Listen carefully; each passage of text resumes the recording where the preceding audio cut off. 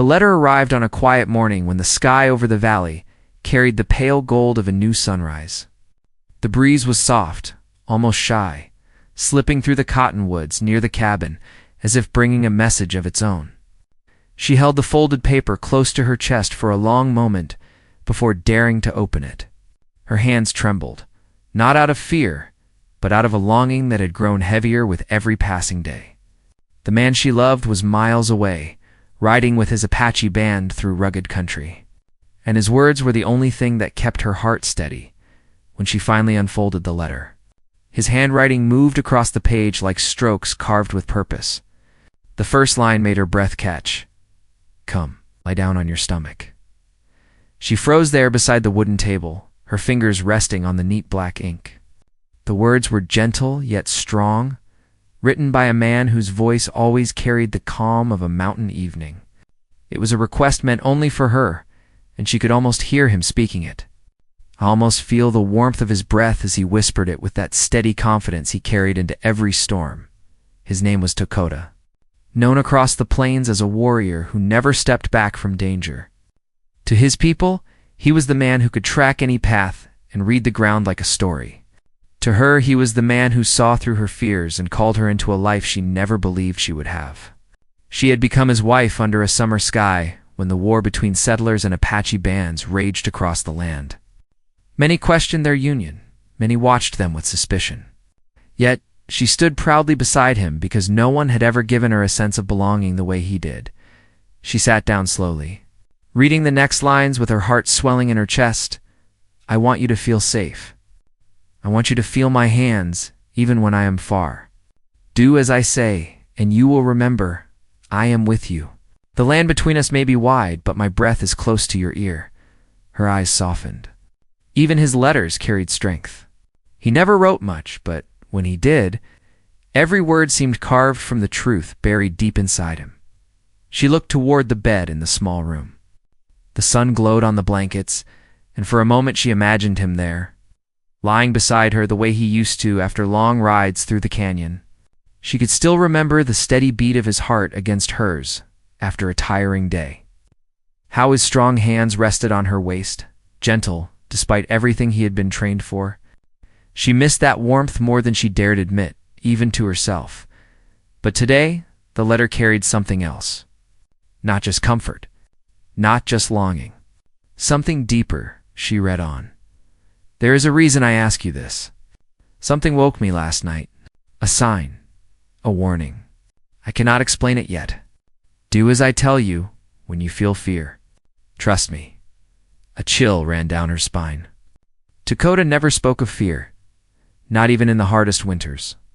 His instincts were sharper than the mountains themselves. If he sensed something, it was never without reason. She pressed the letter to her chest, feeling a knot of worry settle beneath her ribs.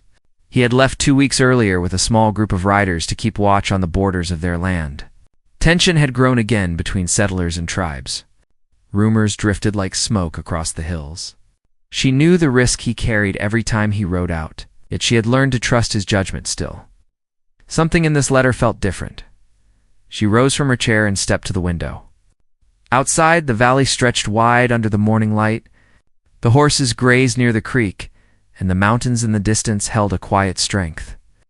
Everything looked peaceful, yet the words in her hand refused to settle in her mind. "Come, lie down on your stomach." She read them again. The sentence felt like it carried a deeper meaning, something hidden beneath the surface. It was not a playful request, nor a simple expression of closeness. It sounded like a direction meant to protect her, a step she should take if danger found its way to the cabin. She forced herself to breathe calmly. The land had been quiet for days. No riders had passed. No smoke signals marked the ridges. The closest town lay several miles away, and even the hunters who sometimes roamed these parts stayed silent lately. But she had lived long enough with Dakota to know that danger rarely announced its arrival. It moved quietly, like a shadow crossing the ground before sunrise. She read the next part of the letter. "If you hear footsteps outside the cabin, keep low. If you hear voices you do not know, hide near the floor. I will return soon. Do not open the door unless you hear my name." Her breath grew unsteady, Why would he write this, unless he believed someone might come? She folded the letter again, but her fingers lingered on the edges. Dakota always protected her, always, and now, even from miles away, he was reaching out with words to shield her from something she could not yet see. She stepped outside for a moment, letting the cold air touch her face. The valley was still. The only sound was the rush of the creek and a hawk circling high above. Yet there was a feeling in the air she could not shake. A heaviness. A waiting. She went back inside and placed the letter on the table. The quiet in the cabin pressed close around her, almost too still for comfort. She touched the smooth pine wall, the one Dakota had carved with a symbol of protection on the day they moved in. A circle with a rising line through the center.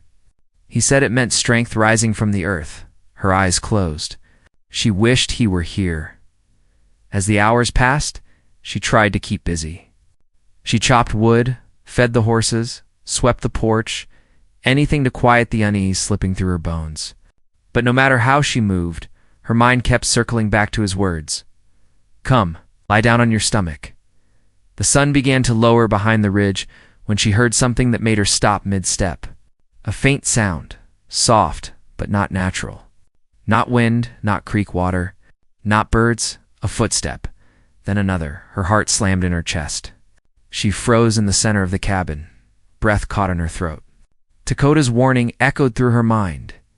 If you hear footsteps outside the cabin, keep low. The steps grew clearer. Someone was moving toward the door. Maybe two people. Maybe more. Their shadows stretched across the porch as the sun dipped lower. She looked at the letter one more time. The ink seemed darker now, as if it carried a final command straight into her bones. She dropped to the floor, pressing her stomach to the wooden boards just as he told her. Her breath shook. Her hands curled tight. She waited, heart pounding outside. The footsteps stopped. A voice she did not recognize spoke. Her name, and then the door handle slowly began to turn. The story ends here for now. Right at the moment when danger steps into the quiet life she built with her Apache warrior husband. Just as his letter warned, the door handle moved slowly, as if the person outside wanted her to hear every bit of it. The faint metallic scrape echoed through the cabin, each sound turning her heartbeat sharper. She stayed flat on the floor as Dakota had warned her, her cheek pressed against the rough wooden boards. She wanted to lift her head, wanted to look toward the door. But her husband's warning held her down stronger than fear itself. The voice outside called her name again. It was calm, steady, almost practiced.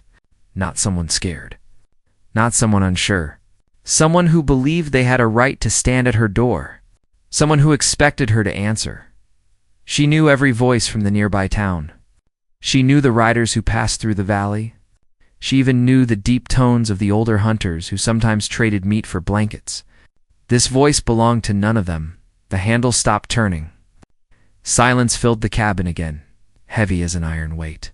She pressed her hand against the floor to steady herself, forcing her breath to stay quiet. Her body felt locked in place, caught between the urge to run and the fear of making a single sound. Then she heard footsteps shift on the porch. One set moved, then another. More than one man?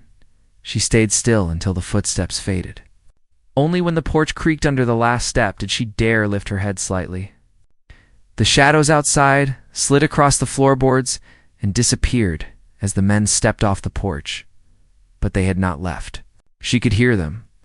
Their voices drifted across the yard, low and tense. They were close enough that she could not make out every word, but she sensed the sharpness in their tones. Something about searching. Something about watching the ridge. Something about her husband's name. Her blood ran cold. She stayed low until their voices moved farther away, until she heard the crunch of dry grass and the faint clink of bridles. Only when she was certain they were no longer near the door did she rise to her knees. Gripping the edge of the table for balance, she moved slowly to the window, lifting just enough to see outside. 3 men stood near the cottonwoods. Their horses waited nearby, restless and stamping at the ground. One man pointed toward the northern ridge, another toward a path Dakota often used when returning from patrol. They were looking for him. She knew it instantly. They wore long coats, dusty from travel, and they carried rifles slung across their backs. She did not recognize their faces, but their posture told her enough. These men were not harmless travelers passing through. They were searching for something or someone, and the way they acted, the tension in their shoulders, the sweeping glances across the valley, all pointed to one thing. They expected danger. She backed away from the window with a slow, controlled breath. Her heart still raced, but her mind worked steadily now. She needed to understand what brought them here, and what they wanted with Tokuda. Before she could gather her thoughts, she noticed a small detail on the ground near the porch, something the men had not bothered to hide. A sign carved into the dirt with the heel of a boot. It was the shape of an arrow, pointing toward the ridge. A threat. A warning? A signal for others? She could not tell. But she knew it was not left by accident. Her hands trembled slightly as she reached for the folded letter again. She read Tokuda's words once more, letting them settle deeper this time. He had written this before riding out, long before these men ever stepped into the valley. He had sensed something then, something she had not been able to see. A sign, a warning. He always paid attention to the land, to the smallest details others ignored. If he felt something shift in the night, it was never a passing worry. His instincts had guided him through years of battles, hunts, and storms. They had kept them both alive more than once. She held the letter close and walked toward the back of the cabin. She needed to check for more signs, more clues. If these men returned or if others joined them, she needed to know how close danger truly was. Behind the cabin, the ground sloped toward the creek. The air back here always felt cooler, filled with the sound of flowing water and rustling leaves. She stepped outside carefully, her eyes tracing the ground. She looked for marks. Broken branches, disturbed soil, anything unusual. At first she saw nothing. But then, near the edge of the creek, she spotted a footprint, half hidden beneath a fallen leaf. It was fresh. The heel had sunk deeper into the dirt than the toe, meaning the person had been standing still. Watching, she lifted the leaf and traced the outline of the print with her finger. It was the same size as the tracks the men left near the porch. Someone had been behind the cabin earlier, silent as the morning breeze. Her chest tightened. How long had they been watching her? How much had they seen? Were they waiting for her husband to return? Or had they come for her? She rose slowly, scanning the tree line. Even though she saw no one now, the feeling lingered, as if the forest itself held its breath around her. She stepped back inside and secured the door, sliding the wooden bar across it. The bar was thick, carved by Tokuda himself. He always said a door should be strong enough to stop a storm. Now she prayed it could stop men as well. The hours passed with a steady unease. She tried to go about her tasks, but her hands kept shaking and her mind drifted back to the footsteps at the door. The men had not returned yet, but she knew they were still near. She could feel it in the air as the sun lowered and shadows stretched longer across the cabin floor. She lit a small lamp. The flame flickered, casting warm light against the wooden walls. She sat down on the bed, the letter resting beside her. The silence around her felt deeper now, heavier. Every crack of the cabin settled like a warning. She closed her eyes for a moment, drawing strength from the memory of her husband. She recalled the day she met him, how he had stood tall among the pines, bow in hand, watching her with eyes that carried both calm and fire. She remembered how her life had changed the moment she dared to trust him, how she had stepped into a world far different from the one she grew up in.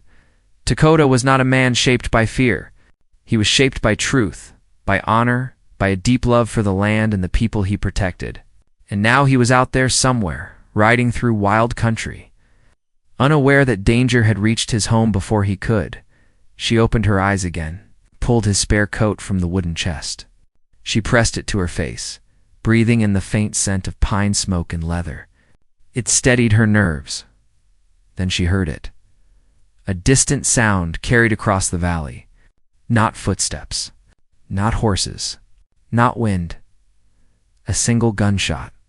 Her heart nearly stopped. She ran to the window, eyes wide, searching the ridges. The shot echoed, bouncing off the canyon walls until it faded into a hollow silence. She knew the sound came from the northern ridge. The same ridge the strangers had pointed toward, the same ridge Tokada often crossed on his way home. Fear surged through her. Sharp and cold, she pressed a hand to her chest, trying to breathe. She wanted to run out the door and follow the sound, but Tokada's warning held her again. Stay low, stay hidden. Trust me. She stepped back from the window just as a second sound broke the evening quiet. A horse approaching. Fast. She pressed herself against the wall, heart pounding wildly. She listened closely as the hoofbeats grew louder. Cutting across the valley with desperate speed, the rider reached the yard. The horse dusted up soil as it skidded to a stop. She could not see the rider's face from where she stood. She could only hear the ragged breathing, the frantic way the person tried to steady their mount. Then the rider called her name. She nearly dropped to her knees. The voice was familiar, shaken, urgent. But it was not Takeo. It was someone else. Someone who should not have known where she lived. Someone who spoke her name like a warning. Open the door, the rider called. There is no time. They are coming back. Her breath caught in her throat as she reached. For the wooden bar, she did not know if opening the door would save her or destroy everything she was. Fighting to protect. The story stops here for now. Holding the tension exactly where it belongs. Her fingers hovered over the wooden bar, frozen between fear and the instinct to survive. The rider outside waited, breath heavy, horse restless beneath him. She could hear the creature snorting hooves, scraping the dirt, its unease rising with each passing second. Whoever had come to her door was not calm, not steady, not hiding anything. There was raw urgency in his voice, the kind that carried real danger behind it. She tightened her grip on the bar and pulled it free.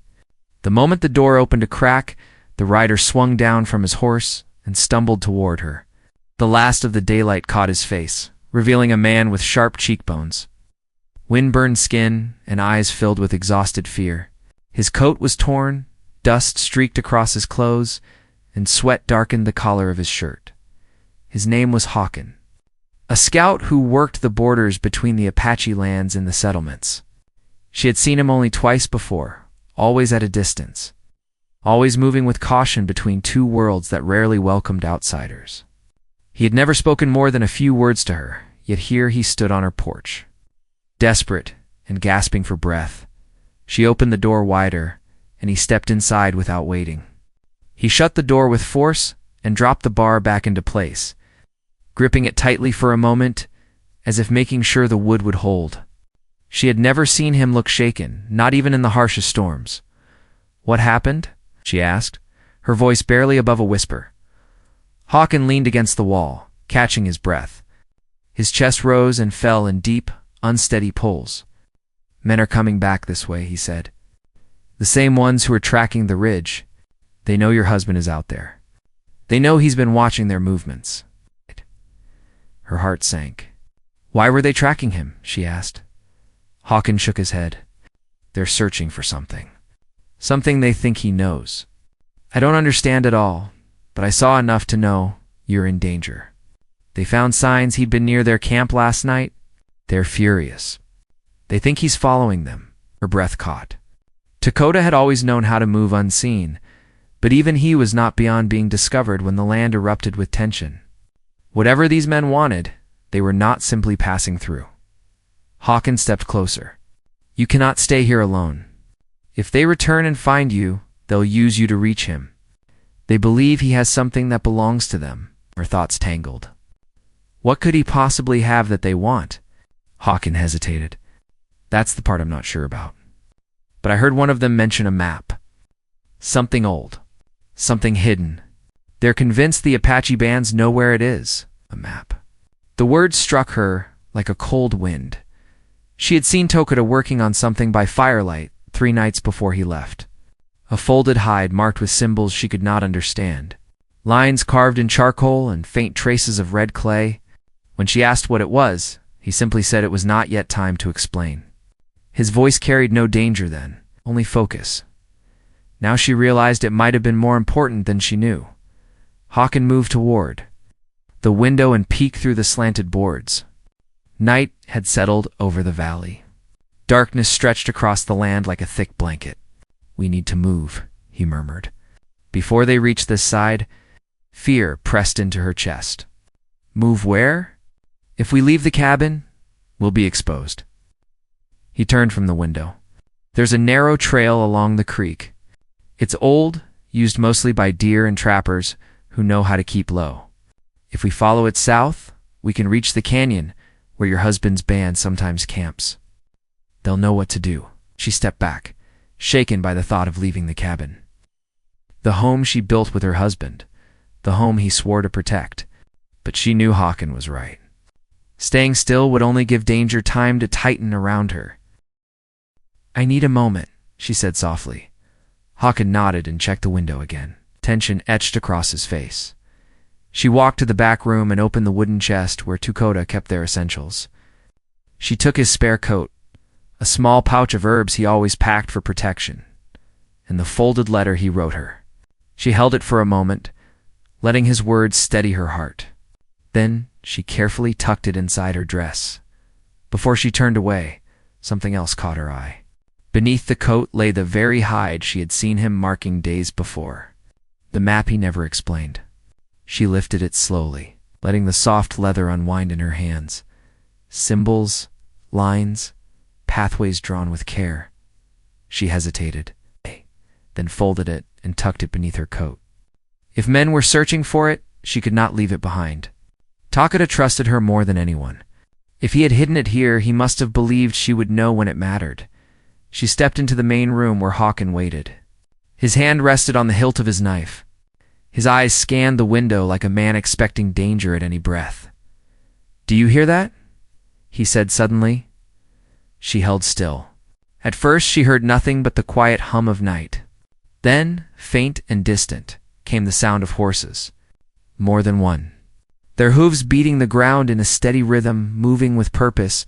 Hakan whispered sharply. "They're circling back." Her pulse raced. "Then we need to go now." He nodded, opened the back door silently, and motioned her out. They slipped into the darkness behind the cabin, following the narrow, shadowed trail toward the creek. She kept low, clutching Tokoda's coat tightly to her chest. The night felt heavier with every step. The trees were tall and thick, blocking most of the moonlight. Only the faint glow on the creek helped guide their path. Every rustle, every shift of leaves, every snap of a twig made her heart jump. Behind them, the horses grew louder. Hakan moved with quick practiced steps, urging her forward. "We cannot let them reach the cabin before we're gone," he said. She swallowed hard. "Do they know I'm alone?" "They know Tokoda isn't here," he said grimly. "And men like that take advantage of whatever weakness they see." The tension crawled deeper under her skin. The trail narrowed, bending sharply toward a low thicket. Hakan stopped suddenly, raising a hand for silence. She froze behind him, holding her breath. He crouched and pressed his ear close to the ground, listening. After a long moment, he rose again. "Someone's ahead of us."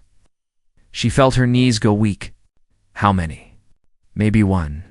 Maybe two. They're not moving. Could be waiting. Could be scouting. Her fear deepened. They were trapped between danger in front and danger behind.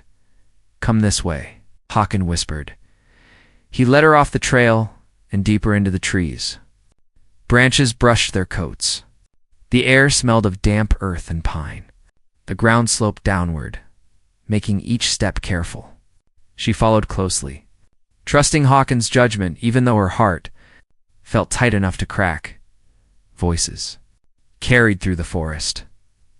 Low, male, hidden, but close enough to know they were not alone. Hakan paused behind a fallen log and pulled her down with him. They crouched low, breath quiet, eyes searching the dark woods. 3 shadows appeared through the trees, moving like hunters tracking prey. They scanned the trail, searching the ground, studying the creek's edge. One of them knelt and touched the soil. Following the faint outline of their footprints, "We need to double back," Hakan whispered. "But carefully." She nodded. gripping the coat and the map beneath it. The weight of it pressed against her chest, reminding her of the reason men were searching. Something powerful, something hidden, something tied to her husband's past. They edged backward, slow and silent. But as they moved, the creek beside them shifted with a splash, as if something heavy stepped into it. The shadows stopped, turned, listened. Hawken grabbed her hand and pulled her behind a cluster of thick brush. They crouched again, barely daring to breathe. One of the hunters stepped toward the creek, rifle raised, scanning the darkness with sharp suspicion. The silence between them and danger grew tighter. The creek water lapped gently, masking some of their breaths, but not enough to hide them completely. Hawken glanced at her, eyes firm yet full of worry. He leaned close, voice low as a breath. "If they find us, run toward the ridge. Do not look back. Your husband will find you before they do." She nodded, though fear clawed inside her. The hunter stepped closer, boots sinking into the mud. Another followed. Behind him, the brush shook lightly from the breeze. Hawken reached for his knife, and just as the first hunter lifted his lantern toward their hiding place, a single sharp cry echoed from the ridge above, cutting through the night like a warning none of them expected. The story pauses here, keeping the conflict wide open and the danger tightening from all directions. The sharp cry from the ridge sliced through the night, so suddenly that even the hunters froze mid-step. The lantern wavered in the man's grip. The sound echoed across the canyon walls, rising like a warning from the earth itself. The hunters exchanged glances, quick and uneasy. Their eyes narrowed as they tried to decide whether the cry belonged to a wounded animal or a wound. Human signal. Hawken's hand tightened on his knife. His body shifted just enough to shield her. She felt the beat of her heart pulse hard against her ribs as the silence thickened, settling over the woods like heavy mist. The creek glimmered faintly beside them, the moonlight finally breaking through the canopy to paint a pale ribbon of silver along the water. One of the hunters stepped forward, raising the lantern higher. The flame flickered against the shadows of the trees. "Someone's up there," the man growled under his breath. "Or something," another muttered. The third man stayed quiet, his rifle angled low, but ready. He scanned the woods with slow, deliberate movements. His boots shifted the fallen leaves with a soft crunch that seemed too loud in the stillness. She held her breath, afraid even the smallest sound would draw their eyes toward her hiding place. Hawken leaned close, his voice barely a whisper. "Stay behind me. If they move past, we circle toward the ridge." She nodded, her fingers gripping the soft leather of Takeda's coat beneath her arm. The map hidden inside felt warm from her body, yet strangely heavy, as if its secrets were alive. She wished she knew what it truly meant, why Takeda had guarded it so fiercely, and why these men believed it was worth chasing them through the night. Another cry drifted down from the ridge. This one lower, drawn out, and unmistakably intentional. A signal, a voice meant to be heard. The hunters stiffened. "That's no beast." The tallest one hissed. "Then who is it?" the second replied. The leader faced the ridge, jaw set. Someone warning the woman, or warning her husband. Her pulse struck like lightning. They suspected she wasn't alone. They expected Takeda was somewhere close.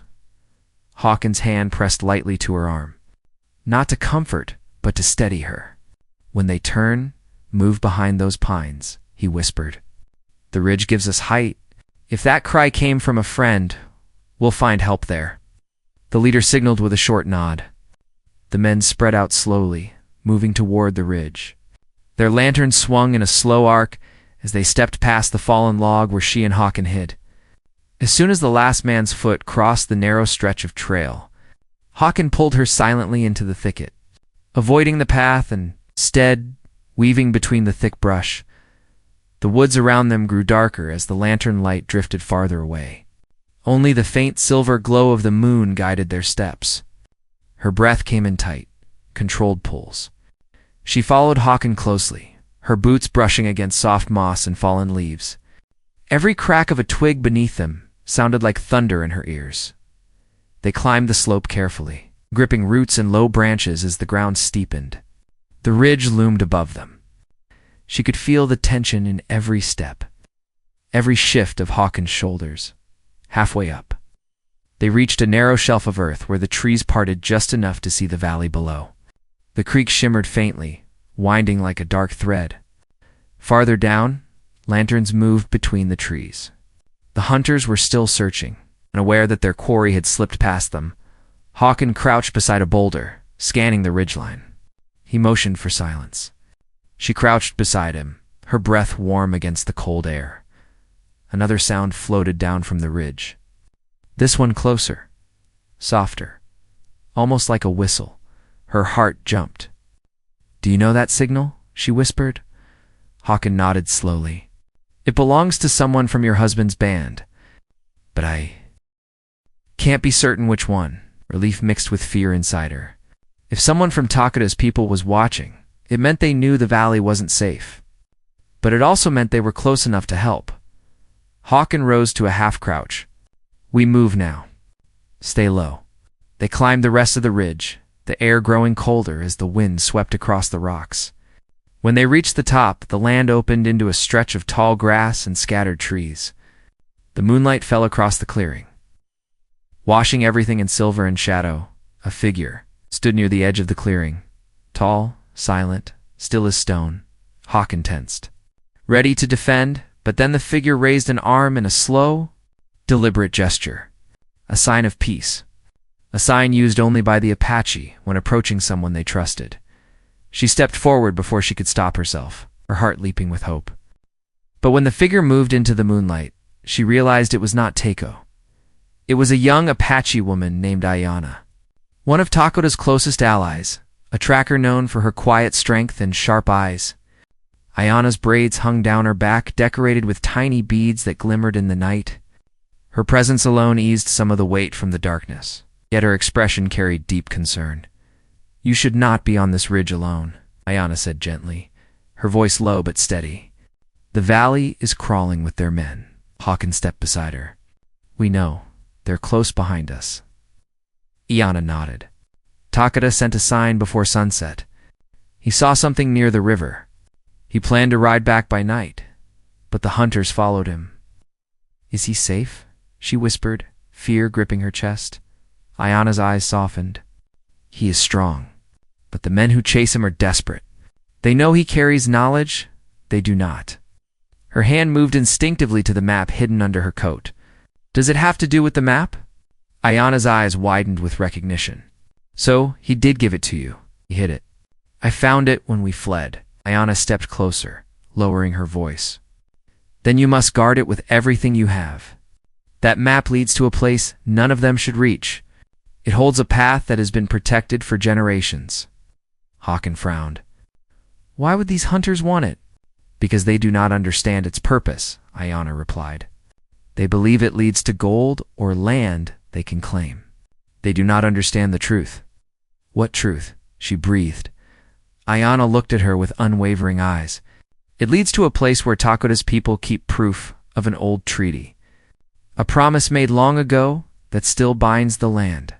If the hunters reach it first, they will twist it into something dangerous." A chill ran through her. The map was more powerful than she realized. It was not treasure the hunters wanted. It was control. Before she could speak again, the distant crack of a rifle shattered the night. The sound came from deeper in the ridge. Close. Too close. Ayana's expression sharpened. That was aimed at someone running. Her legs almost buckled. "Takada!" Hawken cursed under his breath. They caught up with him. Ayana grabbed her arm, her grip firm, but comforting. "We must move. If he is still fighting, he will lead them toward the canyon. But he does not know you are near." Or fear surged through her chest like wildfire. She clutched Takada's coat tight, the map pressed against her ribs. What if they reach him first? Ayana's gaze turned fierce. Then we cannot let them. Tonight determines more than your safety. It determines whether the truth of the land survives.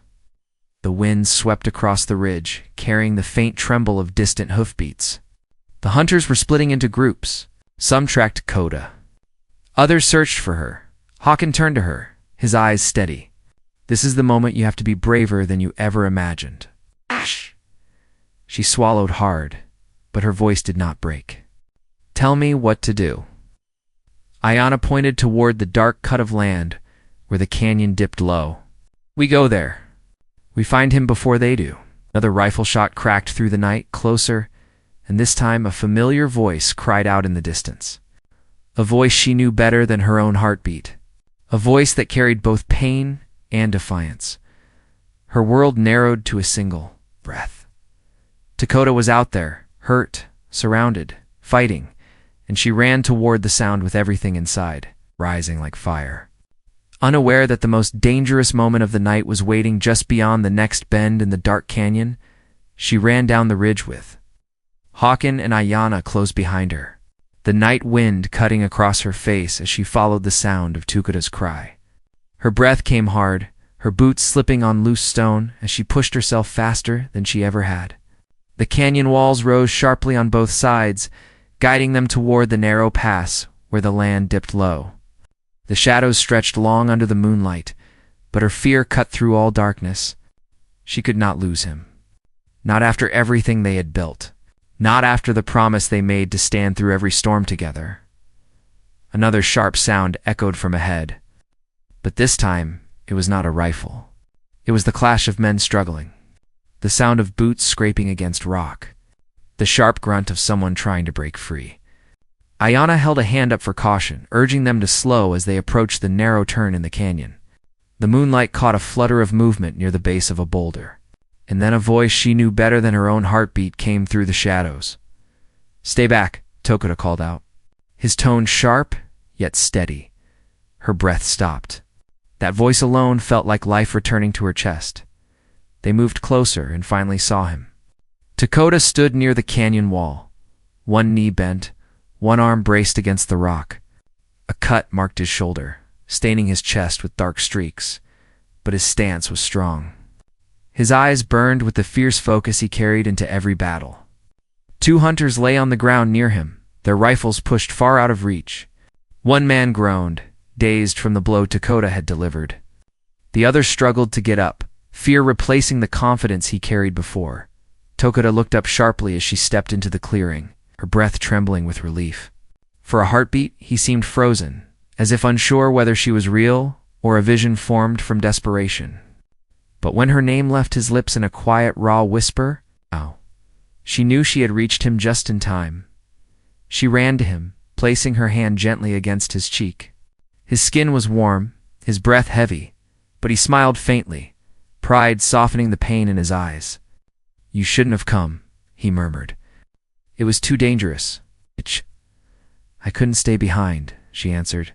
"Not when I heard you call out." Ayanna stepped forward, her sharp gaze moving to the two wounded hunters. "We need to finish this," she said calmly. "More of them will come if we don't end the chase tonight." Akin nodded. "Their leader is still out here. He'll try again if he thinks he can control the treaty map." Dakota's eyes shifted to her chest, where she clutched his spare coat close. "You brought it," he said, his voice carrying both surprise and gratitude. "I hoped you would find it." "I knew it mattered," she replied. "Ayanna told me the map leads to a hidden place. A place that protects your people." Tokota nodded, his expression turning solemn. "My father guarded that place all his life, and his father before him. The treaty inside proves the land belongs to our people under the oldest agreement. Those men want to twist it into something dangerous. They want to use it to push others away and claim the land for power." His voice deepened with quiet resolve. "But we will not let them." Before anyone could respond, the crunch of approaching footsteps echoed from the canyon mouth. Lantern light bobbed in the distance, followed by the heavy beat of hooves against stone. The leader of the hunters appeared, flanked by the remaining men. His face was drawn tight, anger blazing in his eyes. He pointed his rifle toward them. "Hand over the map," he demanded. "Now, if you do, no one needs to get hurt again." Dakota stepped forward, despite the wound on his shoulder. His stance was tall, every part of him radiating quiet defiance. "You already broke your word when you followed me into this valley," he said. "No more promises from you hold value," the leader sneered. You cannot protect that woman forever, and you cannot keep that map hidden. Eventually someone will take it. She stepped forward before Dakota could answer. Her voice rose with a steadiness she didn't know she possessed. You won't take anything from us. Not tonight. Not ever. The leader pointed the rifle at her, but Hawkins' arrow flew past him so fast, it sliced the wind. The arrow struck the ground at his feet, forcing him to stumble back. Ayanna moved next to Hawkins, another arrow already drawn, her stance firm and unshaken. The tension in the air tightened like a pulled rope ready to snap. Dakota turned to her. Give me the map. She handed it to him without hesitation. He opened the hide and raised it high, letting the moonlight touch the old symbols. The hunters stared at it, unsure whether to move forward or retreat. Dakota spoke with calm, unshakable force. This map does not lead to treasure. It leads to truth. A truth your leader will not allow you to question. The treaty hidden at the end of this path protects all who walk these lands. It does not take from anyone. It only ensures no one is forced away by greed. The hunters hesitated. Doubt flickered through their eyes. The leader's jaw tightened as he realized he was losing control. Don't listen to him, he barked. Lies. That treaty gives them power over us. Dakota shook his head. It gives us peace. Peace your people once agreed to. Peace my people honored. It is men like you who broke that peace. A long silence followed. Hawkins kept his bow ready. Ayanna's arrow remained aimed at the leader's chest. She stood beside Dakota, her heart steady, her faith in him unwavering. The leader raised his rifle again, but one of his own men stepped forward, grabbing his arm. This isn't what we were told, the young hunter whispered. You said it was a gold map? You said this would end our troubles. It will, the leader snapped. If you follow me. But you lied, the young man said. And I won't kill for lies. Another hunter lowered his weapon. The lantern light cast a softer glow across the canyon as anger drained from their faces, replaced with unease. Slowly, one by one, the men stepped back, refusing to follow the leader's rage any longer. The leader looked around, realizing he stood alone. Dakota lowered the map. Leave this land, he said firmly, and do not return with threats. Let the truth remain where it belongs. The leader glared at him, then at her, but he knew the battle was lost. He stepped back, fury still coiled inside him, but with no men left to command, he finally retreated. The sound of boots and hooves faded into the night until the darkness swallowed them completely. The moment they were gone, her legs gave out from relief. She sank to her knees, breath trembling. Dakota knelt beside her, pulling her gently into his arms. His warmth, even in pain, wrapped her with a sense of safety she had been craving through every terrifying moment. You are stronger than you know, he whispered against her hair. You carried courage I prayed you would never need. She held him tighter. I carried it because I needed to reach you. Ayanna and Hawkins watched them with quiet smiles, the kind that spoke of battles survived and peace reclaimed. The canyon wind softened, brushing past them like a blessing. The danger had passed. The truth had won. And the land felt calm again. They returned to the cabin at dawn, the first golden light touching the valley. The birds sang softly above the cottonwoods, and the creek shimmered with gentle promise. Dakota tended his wound with the herbs she brought, and she sat beside him, their hands intertwined. When the sun rose fully, casting the land in warm color, he took her hands in his and kissed her knuckles with quiet devotion. This home is ours, he said. This land is ours, and no shadow will take it from us. She smiled gently, her heart full. We face everything together, and under that rising sun, surrounded by the peaceful land they fought to protect, their story settled into a calm, lasting happiness, the kind rooted deep in love, truth, and the strength of two souls who stood against the storm and won.